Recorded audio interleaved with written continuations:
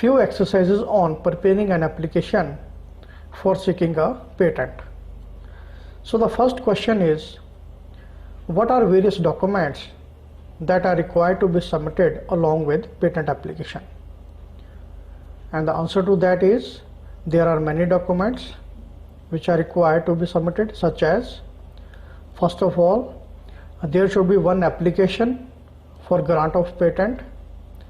Then other important documents that are required to be submitted are provisional or complete specification of the patent along with all the drawings, then abstract of the invention, and another important document is declaration regarding inventorship or proof of patent right, and in the last, the patent application fee receipt.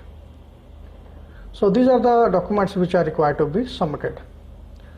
Now let's study a few exercises on preliminary rules regarding preparing an application for seeking a patent.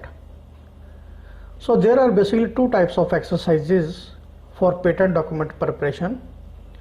These are provisional specification and complete specification. Now let's discuss these two. The provisional specification is that which is specified when invention is at initial or conceptual stage. That means a delay is expected in submitting full and specified description of the invention. But here it must be kept in mind that in this stage, such patent application does not provide any legal right to the applicant regarding patent grant. But then why it is needed? The reason is very simple. In order to establish the earliest ownership of the invention, this document is very important. So the provisional specification is although submitted at initial stage, but it is permanent, independent, scientific and legal document regarding that patent.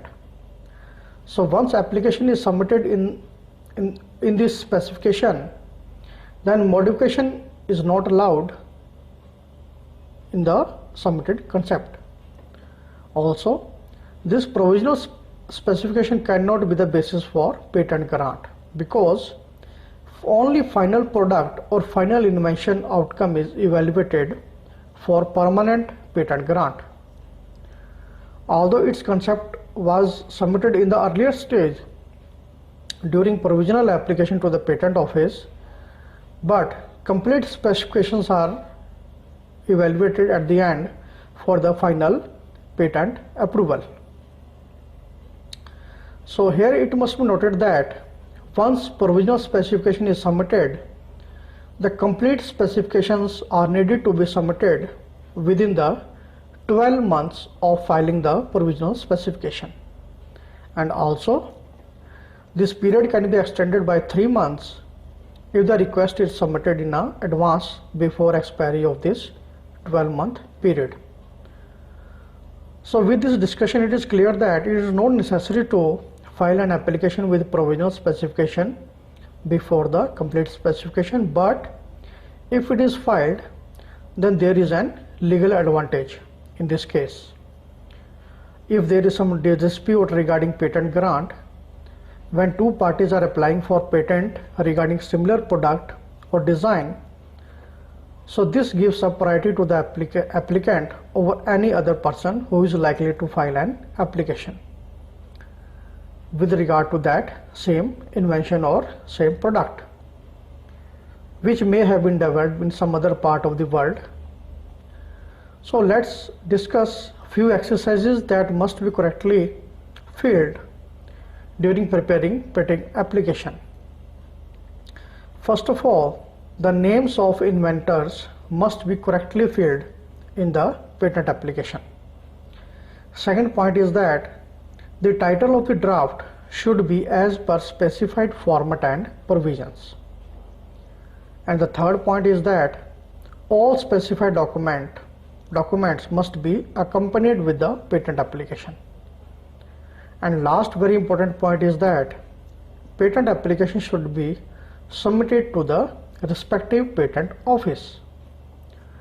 Now, what are various necessary contents of a complete specification? So the contents of a complete specification must include many factors such as the title of the invention, field to which the invention belongs, background of the invention with respect to drawbacks of the existing inventions or practices.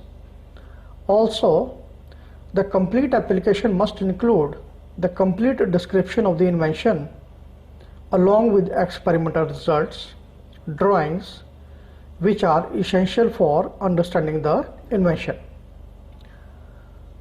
So, in order to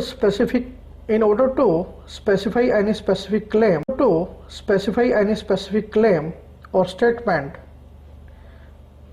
that must be specified in the patent application, which provides the legal proprietorship right to the inventor. So at the end we can say that the claims have to be drafted very carefully while seeking patent application. I hope you have now thorough understanding of this topic of few exercises on preparing an application seeking a patent. So this was all about today's lecture, where we studied in detail various practical aspects of a patent. As you see on the slide, in the next lecture we shall revise new chapter, that is basics of intellectual property rights. So we shall cover various topics such as introduction of IPRs, justification of IPRs, and classification of IPRs. So we shall discuss these topics with suitable examples in the next lecture. Thank you.